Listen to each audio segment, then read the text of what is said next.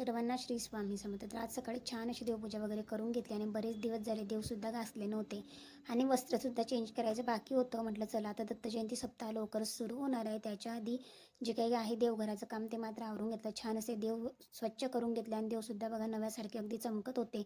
नवीन वस्त्र आणलेलं होतं दत्तजयंतीसाठी, ते सुद्धा आतापासूनच टाकून घेतलं. त्याच्यानंतर संध्याकाळी सुद्धा छान अशी देवपूजा वगैरे झाली आणि लगेच साऊंडसाठी इथे मला फ्लावर बनवायची होती, कारण मला फ्लावर आवडत नाही आणि आहोंना खूप जास्त आवडते. आहोंची तर मात्र खूप जास्त फेवरेट आहे म्हणजे फ्लावरची भाजी. म्हणून इथे थोडीशी जी काही फ्लावर होती तिला छान असं उकडून घेतलं. नंतर जिरं मोहरीची फोडणी दिली, नंतर थोडासा लसूण आणि 2 मिरच्या टाकल्या आणि मग काय फ्लावर टाकून दिली. ऑलरेडी फ्लावर ही उकडलेली होती गरम पाण्यामध्ये, म्हणून काही जास्त वेळ लागत नाही. नंतर मीठ आणि थोडीशी हळद टाकली, छान अशी फ्राय करून घेतली. तोपर्यंत इथे गरमागरम पोळ्या टाकून घेतल्या, कारण मी तर मात्र मिरचीचा ठेचाच खाणार होती आणि आऊंसाठी मग फ्लावर मला ऑप्शन होता, म्हणून म्हटलं चला आऊंना फ्लावर बनवते. इथे पोळ्यासुद्धा गरमागरम तयार झालेल्या होत्या, दूधसुद्धा तापवलं आणि असा संपला माझा आजचा दिवस. थँक्यू.